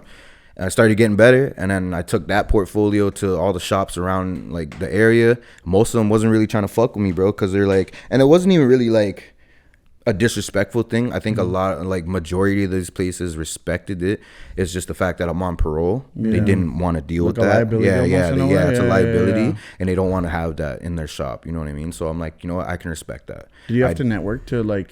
Because you're good at talking. So did you have to like push your way into like the industry? For sure, almost bro. in a way? So thankfully, I've gotten a lot of tattoos like within, you know, my earlier years and shit. So I still knew a couple guys. Some of them are nowhere to be found. Some of them just stopped tattooing. And then there's one guy that like he pretty much kind of became my mentor when I came out. He did my tattoos back in the day. He used to tattoo in my basement and shit, bro. Like he'd come and like pull up and do my tattoos and shit, right? So I reached out to him. I was like, yo. I'm like, where you working at? He's like, I'm working in St. Thomas. I was like, all right, bro. I was like, I'm trying to fucking do tattoos, send him all my shit. He's like, all right. He's like, I'll talk to my boss and come on out and, you know, meet her. It was a girl. So come on out and meet her and then, you know, see what's up. Like, I was like, all right, bet. So I came out there, showed him my shit, told him my, you know, my story. Like, oh, I just got out. I was tattooing in prison. I did this, that, and the third, da-da-da. And she was like, you did that on yourself? I was like, yeah. She's like, upside down? I'm like, yeah. She's like, with a homemade machine. I'm like, yeah. She's like, yeah, bro. She's like, you can work here, man. She's like, yeah, you can work here. I'm like, all right, bet, bro. For real? She's like, yeah, you got a chair right here, man. I was like, yeah. She's like, yeah. I was like, so is it like, how does the apprenticeship work? She's like, don't really need an apprenticeship, bro. She's like, she respected the fact that like I said, man, I took my shit. I did my apprenticeship in prison. She respected that and was like, yo, like, I fuck with that. I see potential. I'm gonna, you know, do whatever I can to help you out, kind of thing, right? And like, I don't want to get too deep into like the story behind working there. Yeah. Needless to say, I was only there for like 8 or 9 months, really, and then I just had to do my own thing. Set up shop. Yeah, I had to set up shop. Like it was there's just too many factors. Yeah. And like the mitigating factors is like, yo, like I gotta drive to and from work every day. When I go there, I'm working X amount of hours, extenuously. Like I'm doing a lot. You know what I mean? Because I'm new, so like I gotta work for less money. I gotta give her money. You know what I mean? Because like she's the shop owner, so I gotta pay her out of my pocket too. And then I gotta drive home at the end of the day, and I'm tired as fuck. I'm falling asleep at the wheel, like, you know. I'm like, bro, I can't keep doing this. Like, I gotta figure something out. I gotta work in London. Majority of my clients were coming from London anyways. Yeah. So all my clients are driving from London to come get a tattoo from me. I'm like, I just need to set up shop in London somewhere. So I said, fuck it, bro. I got all my shit, packed it up, said, yo, I can't be here anymore. Type shit. Gotta go. She's like, all right, yo, you know, whatever, you know, no bad blood. Did she support it? Not at first, you know, because it was more or less like I said, I don't want to get too much into the story of it, right? There was some politics and shit, but like we're good now type shit, you know. There's a little bit of back and forth, but we're cool now, so that's good. Thankful for that. And I'm thankful for like being there, thankful for her even bringing me in, you know what I mean, and providing me with a space to work from. And she's seen that potential in me and this and that, but it was just more or less there's too many reasons why I wouldn't want to work in that shop, you know? Yeah. But yo, how was it when you first opened up your spot in London then? So first opening up the spot was crazy, bro. Too? It was here. Right here. This is the first right here, and bro. only This is home. the first and only spot, bro. So far, you know? Yeah. Got some plans for the future and shit, but I'm not gonna talk too much about that. They'll see it. It's coming. They'll see it. Yeah. Can we get a teaser? Can we get a teaser? It's like a surprise, bro. Top tier is the teaser, bro. All right. And you then, how'd you get in here then? Like, was there like? So right here, so yo, this is the story, man. This is it's crazy. I look at this in life, like everything falls into place, seamlessly. When like you're doing what you're supposed to be doing. You know what I'm saying? That's what I believe. I've always said this. You are exactly where you're supposed to be right now in this life. Don't question it. You know what I'm saying? Don't question if anything's going on bad in your life. Don't question it, bro. There's, you know, one door closes, another door opens, all that shit. Don't question it. So this came together seamlessly, bro. I packed up all my shit. I had it all at my crib, and I'm trying to figure out whether or not I need to rent a house and just work from home and write off a section of my, you know, my home. Or do I find another little spot? Like I need a fucking little nook or cranny or some shit to work out of. I'm like, but yo, like I want to go big, like I'm not that guy. I'm not just gonna fucking house up in some little spot and fucking you know do my. I'm like, I've been doing that for years. I was doing that. So like, nah, like I need something sick. So I was like, fuck it, bro. I actually talked to my homie. I don't know if he wants me to mention his name or not. So I talked to my homie who actually he owns this place, this floor. I'll say this, shout out to Ziegel House, because he houses this whole entire floor of this building.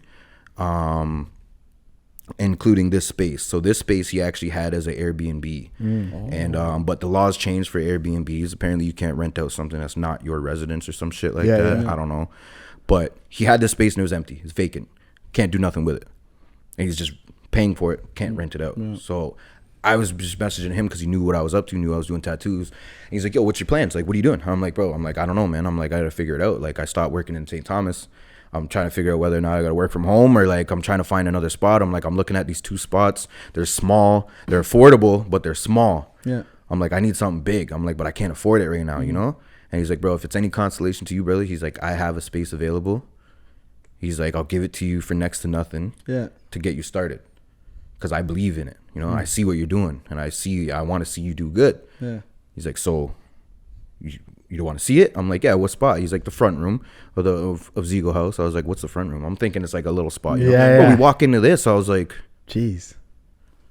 I'm like, yo, this is huge, bro. I'm like, yo, what do you want for this? He's like, bro, he's like, I'll give it to you for half right now, bro. He's like, but once you start making enough money, you can start paying me full. Again, I was like, dog, I'll move in tomorrow, bro. Straight up. I was like, I'll give you money right now. I'll move in tomorrow, bro. I'm starting. Like, I'll tattoo out of here. 100%. He's like, let's go. So bang, that was that, you know? So he hooked it, and it was just, that's all it was. It was seamless, bro. Like I'm literally just moved, like within a week and a half of leaving there, I'm here. It's just falls into place, you know. So that's why, like, in my head, I'm like, it's gonna work. Yeah. This is gonna work. I'm like, I have to make it work. I love what you said in regards to like when you follow your dreams and your passions, it's like the world is working with you. Yeah. You know what I mean? That's So, because like, you're doing what you're supposed to be doing, right? Yeah. That's how I feel. Like I'm on the right path. I'm doing what I'm supposed to be doing, and like, you know, the creator's gonna help me. He's just say, yo, you're doing this. This is what you want to do. I'm gonna help you. here's the abundance. Yeah, here you go. Yeah, here's that all. abundance. Here you go. All Yeah. these You people have this, believing you know? in you. How's that feel? Like, is it like hard to accept that like people actually believe that you're gonna do it? And I don't know, man. It's a toss up to really think about that, because like I feel like, yo, people are like relying on me maybe to be like, yo, like don't fuck up, especially being on parole and shit. Yeah. Being like, yo, like don't fuck up, like, you know, every like out here inside, people are still thinking like, yo, I better not see Buck come walking back through those Yeah. doors. Like, you know, I pray I don't see this guy come back through those doors, you know. And like family, friends, like, you know, other people that don't know me that are watching. You know what I mean? I feel it's a lot, right? It's a lot of weight, and I just don't really think about it. Yeah. That's kind of how I deal with it. I don't really think about it. I just know that like I'm doing this for me and my family, and I'm just doing whatever I got to do to make it work, you know? Yeah. So yeah, it's kind of hard to like think about that question, right? To Yeah. feel whether or not, like, you know, how much weight is on my shoulders when it comes to shit like that, right? Yeah. Like I said, I kind of just don't really think about it. Yeah. Same thing with parole. Like people ask me, yo, bro, like you still got 2 years left on parole. Like, yo, bro, that's a long time, bro. Like, yo, you ever think? I'm like, no, I don't think about fucking up, because I'm not doing nothing wrong. Yeah. You know what I'm saying? I'm doing what I'm supposed to be doing.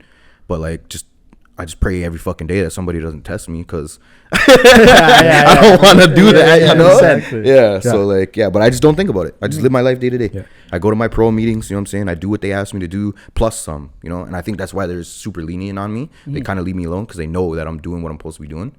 But like, it's their job. They have to nitpick at everything, so I get it, you know? I get that they have a job. I understand that. Yeah. So I don't let it bother me, you know what I mean? Being part of like a service-based business, right? Like you're providing people a service, tattoos. Like what struggles did you have to go through, like with pricing and stuff? Because I know sometimes people don't know their value, and they feel like sometimes they're like, oh, I'm worth this much, but I don't think other people will see me worth this much. Like, Yeah, 100%, how did you bro. work through that? I'm still working through that, bro. Yeah. Still working through that, man. Like, for real. One thing that really like set it up for me to be like, you know what? Yeah, I need to start getting paid what I'm worth, bro. Was there was a hater, another tattoo artist in the city, that was pretty much saying that I'm undercutting every artist in the city. That was their words. I'm undercutting every artist in the city. By that, I assume that you meant that I'm really fucking good at what I do. Yeah. And I'm pricing everything lower so that I can get business. That's what I'm getting out of that. So for you to say that I'm like, you're an established artist, you know what I'm saying? You have a place of your own, like you own your own business. You're doing really well for yourself. For you to come and say like, I'm undercutting you, you're putting me up on a pedestal now that I didn't even know I was on. Yeah. You know what I'm saying? I didn't even know I was there. Yeah, I'm still looking at it like I'm new here, okay? I'm still learning, okay? I'm charging less because I don't have that experience. You know what I mean? And I'm not like, I look at myself like I'm not that great. I am good. I know that. But like, I'm not going to boast about it and be like, oh, I'm the fucking sickest artist. No, I'm not. Like, I'm not going to say that. But like, that put me up there.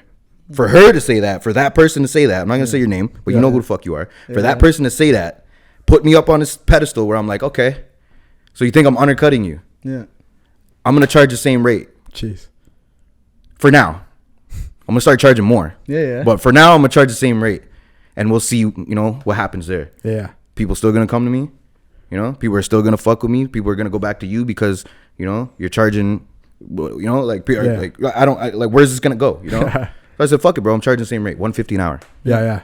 Do you find there's a lot of politics in the tattoo industry? Closer. Oh, my bad. Yeah, is there a lot of politics within the tattoo industry? It's so competitive. Everybody's like, For sure, man. nobody wants to see each other win, almost in a way. Yeah, bro. That's why I said, like, yo, like, I respect the few artists that actually do fuck with me and show me love. I respect that because, like, I'm always the type of person to show love. You know what I'm saying? Yeah. And if you know me, you know this about me. I'm always give credit where it's due. I don't give a fuck where it is, what it is, whether or not I like you or I hate you. I'm still going to give you credit for what it is that you do. Yeah. You know what I'm saying? So I expect the same from other people. Unfortunately, it doesn't work that way. But I would expect that same, you know, respect, right? Yeah. But a lot of them, yeah, man, like it's there's a lot of politics for sure, bro. Like I hear a lot of people, you know, a lot of other artists talking about me, fucking saying this, that, and the third, like, oh, he got the silver spoon, or, you know, he had money given to him to start his business. He gets money from the reserve because he's indigenous, da da da. No, No. I ain't get none of that. I didn't get none of that. I came home with $3,500, bro. That's what I started with. You know what I'm saying? I bought all my own shit. All of this is out of my own pocket, bro. I'm building this shit from the ground up. I didn't get no handouts from nobody. You know what I'm saying? No money from the res, no money from mom and dad. You know what I'm saying? No fucking trust funds, no fucking nothing, bro. Not a loan, not a grant, none of that shit. It's all from me, from my grind, from my hustle. That's why I had my prices so low at first, because it's like, oh, I just need to bang shit out. I just need to get my work out there. I get to, pinch the pennies and just put my work out there, put my reps in, you know what I'm saying? Every fucking day in here grinding, putting reps. Like, bro, I've done so many tattoos for fucking next to nothing. It's retarded. Yeah. Like, it's disrespectful to myself. That's when I was like, yo, like, nah, bro, I need to get paid what I'm worth. You know? Yeah. I need to get paid what I'm worth. Now that, like, shit like this is happening, where people are seeing it, it's like, okay, like, all right, I should really get paid what I'm worth. You know what I'm saying? Yeah. Like, yeah. But yeah, it's definitely politics, bro. Like, I don't hear it too much, and like I'm the type of person too, if it's not directed, it's not respected. So if you're not in my face telling me, yo, you're a shit artist, or yo, you're a fucking, if you're not in my face saying that, I don't care, bro. Talk all you want, bro. Well, you're on their radar. You said it. You didn't know that, like, they even thought of you, but now you're on everyone's radar, which is for like, sure. Yeah, and I don't even think about that either, because I don't really care who's, like, I don't really have anybody on my radar. So I don't think about it like that, I don't look at it like I'm on somebody's radar, like people are watching me and, seeing my next move or waiting for my next post. I don't think that anybody is doing that, but people reassure me that they are, but I don't think that way. So anything I post or anything right now is the only time that I'm really addressing this shit, to be like, yo, I know you guys are out there watching, and this is where I'm at, and this is how I feel about it. You know what I'm saying? But like at the end of the day, it's just respect, bro. That's all it boils down to with me, bro. Have you always seen yourself as a leader? Because you're a leader in your community. You have a team here. You have people who are working with you. Like, did you always think you were a leader? No. Honestly, nah. I didn't think about that, and I'm still like there's a lot going on. Like, you guys caught me at a crazy time where it's like there's a lot going on in my life where it's like I'm actually like coming to that point where I need to realize who I am and what I'm doing, because people are watching. And I don't think of it like that. I just think, yo, I'm just going to work every day. I'm doing what I do best, and I go back home to my kids and and I do the family thing. Like, that's all I do. But I don't sit there and think like, yo, like what I post, like people are seeing it and people are watching it and people are like, they're invested in the story, in the art, in like, the future, like what's Buck gonna do next, like what's come up. Like they're invested, right? And I'm like, I don't think of it like that. I really don't. Like, I just do what I do. Like, I don't think of it. Was it hard for you to like start to outsource things? What do you mean? Like, for example, like let's say like you're a tattoo artist, right? You love your art so much, like giving other people a responsibility to dabble on like your brand, your art. Man, like for sure, bro. It's I wouldn't say it's tough. Like, I'm very inviting when it comes to that shit. Cause like at the same time, like I understand it. I understand the grind. I understand like starting from nothing. You know what I'm saying? So like to have anybody come in and work with me or just be a part of the team, you know what I'm saying? And build a team. And I've always said this from like back when I was, adolescent. I was selling drugs and shit, bro. Me and the team, the homies that I was with, I always told the motherfuckers, like, bro, nobody wants to be a team. Everybody wants to be the guy. We're not gonna get anywhere when every one of us wants to be the guy. We have to be a fucking team. You got to stay down to come up. I didn't even know the fucking meaning of that when I said it until now. When I'm like, yo, I tell motherfuckers that are working with me, yo, we got to stay down to come up. I don't care how hard it is and how hard it gets, because there's going to be ups, there's going to be downs. There's going to be times where motherfuckers are broke. There's going to be times where we have money. You know what I'm saying? But I've been through all of this and I'm still doing it. But like, yo, we got to stay down and we have to work. Every fucking day you got to grind, bro. Doesn't matter what the fuck is going on the outside. Just grind. Yeah. And it'll work out. It'll pay off. You know what I'm saying? It will pay off, because it's paying off right now. It's working out. Like right now it's happening, you know what I'm saying? Right now as we speak, we're in the moment. We're in this moment that it's happening, you know what I mean? And it's crazy. When did you figure out that you needed more, like not needed, when did you need another person or like to build this team to like elevate when I was yourself? talking to my wife, bro, I told this girl, yo, I wish there was 3 of me, bro. Oh, that'd be dangerous too. Yeah. I said, yo, if I could clone myself once or twice, nobody would fucking see me, bro. Yeah. You know, I strongly believe that. Yeah. I don't like to boast. I don't like, I try to be as humble as I can, bro. But I know, nobody has the fucking grind that I have, bro. I don't give a fuck. That's how I got here. That's why people are asking, how the fuck did Buck pop up? And all of a sudden he has this nice studio and he's hiring people to work for him and he's putting out crazy work, bro. Because I fucking grind, bro. Real shit. That's all it is. I grind. I have grit, bro. I don't give up. I'll tattoo for fucking 12 hours, go paint the mural, come back, clean up my shop, and fucking go home and call it a night, bro. Yo, my son is 9 months old, and he doesn't see me all day, bro. Because I wake up, and I go to work, and he's sleeping. I come home, he's sleeping. You know what I'm saying? I'm fucking grinding, bro. These guys don't have that. They don't have that, bro. And that's what I try to instill on people that work with me.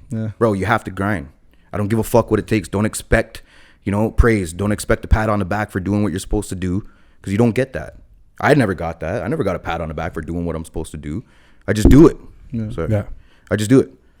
And it works out, you know what I'm saying? And like that's what that's continuous to this day, where like when you ask me like, yo, like how do I feel about, being a role model and stuff like that, being a leader, like I don't look at it like that. I'm just grinding, bro. That's not like, I'm not thinking like, oh, I'm a leader, I have to do this. No, I don't think like that. I know, like, keep it in the back of my head, like, yo, people are watching, so maybe I shouldn't do certain shit. I shouldn't say certain shit. But like in my head, I'm like, I'm just doing me. I'm not fucking, I'm not waiting on praise for anybody. I'm not waiting on validation from nobody. I'm just doing me.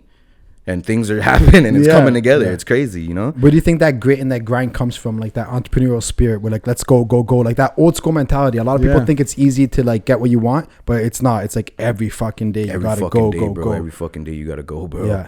Every fucking day. Like, yo, I beat my body down, bro. Like I fucking just overwork myself, man. I be sick most of the time. I'm still going to work. Okay, now I do tattoos. I'm not sick at work. But I'm saying like, just like I'm not taking care of my body, mentally, physically. Like I wasn't in the gym for a while. I gained a lot of weight. Like, you know what I mean, bro? I came out of fucking prison. I was stocked. Like I was, I was stacked up. Like I was good. My fucking couple months later, a year later down the road, I'm 240 pounds. Like, fam, what the fuck is wrong with you, bro?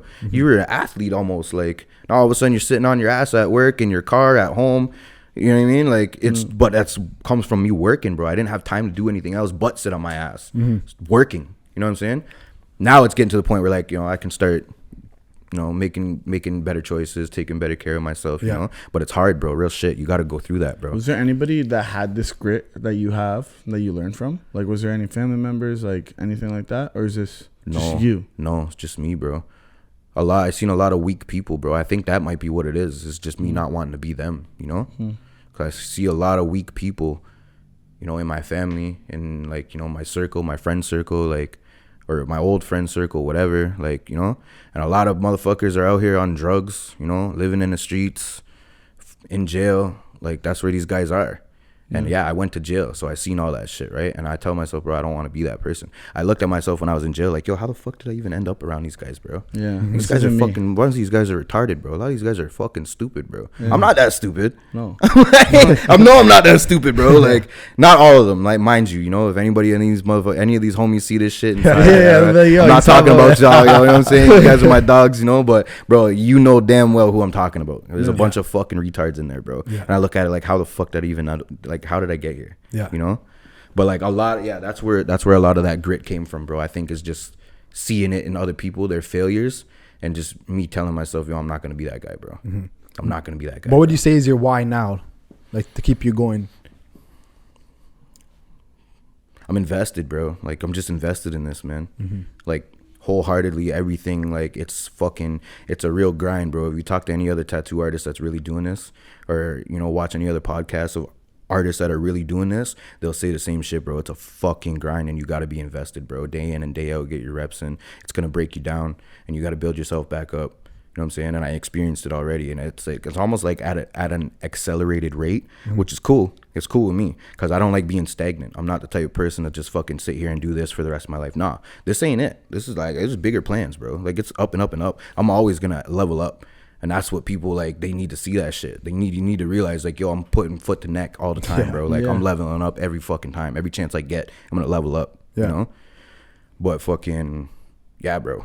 That's just it, bro. Like, I'm, just grinding, bro. Would you say that, like, like, back when you were a kid, would that little kid be happy of who you are today? I'd like to think so, yeah. That's dope. Yeah, for sure. For sure, bro. Yeah, because that little kid was lost, man, for sure, bro. Back in the day, I didn't know nothing, bro. I was just, Yeah. I don't even really like think about it like that, bro. Like I think about that when I do ceremony and shit, because we're supposed to reflect on our younger selves, you know, that adolescent, that child in you, right? That's that whole point of our healing, is we're supposed to try and heal that inner child. You know what I'm saying? So that inner child did a lot of shit that like I don't even really remember. I kind of blanked it out, right? Like it's like not really there in my mind. You know what I mean? Because it's a lot of trauma. You know what I'm saying? My parents were alcoholics. You know what I mean? Drug users, whatever. There's a lot of fucking violence in the house, shit like that. My brothers did the same shit. My sister did the same shit. You know what I mean? They still be doing the same shit. So it's like I kind of just blanked a lot of that out, you know? And I don't really remember much from my childhood, you know what I mean? So, but now looking at it, yeah, I would say that, you know, like the inner child in me would be like, yeah, like, you know? Fuck yeah. Yeah, you're doing what you're supposed to be doing, you know? Is there anything you tell him right now? If you could look back and actually talk to him, is there anything you'd say to him? I'll tell him just to grind, bro. Real shit. That's what I stick to, and that's what I go back to, man. Have that grit, and like I'm happy. I'm thankful for where I did come from, bro. I'm thankful that I didn't have the silver spoon, you know? I am thankful because, like, yo, I love this shit. I love the fucking grind. I love taking something from nothing and making it something and being like, yeah, it's because of me. I did that shit. Yeah. Nobody else did that shit but me. You know what I'm saying? I love that shit. That's the type of shit that I like. My daughter and shit too, right? My daughter is a really big influence on me, man. She's cause I see like a lot of shit that I instilled in her, right? She's an athlete right now, bro. She's just turned 13 a couple weeks ago, last week. Yeah, she just turned 13, so I got a teenager on my hands, you know. You just getting started. Oh yeah, getting started, bro. But she's like, yeah, she's an inspiration again, to me too, you know, like she overcomes a lot of shit, you know what I'm saying? Her dad was in prison, right? Like she, like her friends knew about that shit too. Being in school, her friends would know about that, bro. And like she talk about it, you know, she's open about it, this, that, and the third. But like she doesn't let that hinder her or, you know, her progress or whatever it is that she's doing. She's an athlete, bro, straight up. Like she does everything. Plays every fucking sport. She's volleyball, basketball, all that shit, cross country, fucking track and field, like, and she's top of the line and all the things that she does. So I see a lot of me in her when it comes to shit like that. And it's like crazy because like, yo, I instilled that into her to be, you know, just do everything the best that you can do it. Yeah. Doesn't matter what it is. Whatever you want to do, whatever you're trying to do, just do it to the best of your ability. And like if it works, it works. You know what I'm saying? That grit. You know what I'm saying? You said it earlier before where you're like, whatever you want to do, I'm gonna be there to support you. And I think that's like what you instilled in that. It's like you're gonna be the best, and I'm gonna be there to support you. Yep, 100%. 100%. I can't even imagine, like, I don't have a kid, but I can't even imagine like how you feel seeing that like reflection come back. You know, it's crazy, bro. Yeah, it's probably crazy. fucking It's wild. crazy. I feel it makes me feel happy, you know, proud, Yeah, proud, like a proud fucking parent. You know what I'm saying? Yeah. A proud parent. You know what I mean? Yeah. To be like, yeah, like yo, like she's doing this because I fucking told her to. Like I asked her to do this. You know what I mean?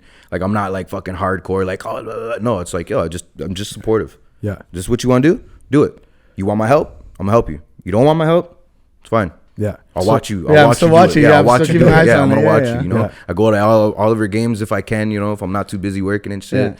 Like I'm just there to support. You know what I'm saying? And like, but I see it though, bro. She's got it on her own. She's good. Did you see a difference between like raising a daughter and a son? 100%, bro. Sure. It's crazy though, cause like my daughter's 13. She's older. Yeah. My son, I have 2 sons, so my son is 3. Yeah. So he's a maniac, bro. He's he's still out there. But I love him, bro. Yeah. I love the shit out that kid though, bro. Yeah, that's crazy, man. That kid's crazy, bro. I see him in me all the time, bro. I get emotional just talking about him. I'm like, fuck, bro. Yeah. Fuck. Yeah. You know, like, cause I just look at it like, yo, that's me, bro. Like, yo, like I cherish him. Like, don't nobody talk to him. Don't touch him. Don't like, you know, like let him be. Like that's like it's me, bro. That's me. You know what I mean? Yeah. I know how to deal with him too. You know? Yeah, it's sick, bro. It's crazy being a parent, man. It's actually fucking crazy, bro. Yeah. Do you think it's really rewarding in a way to actually For sure. to be a father and like? Especially now going through everything you've gone through and you have stories to tell them. Yeah, 100% for sure. I can't wait until they are old enough to have those conversations too. You know what I mean? Yeah.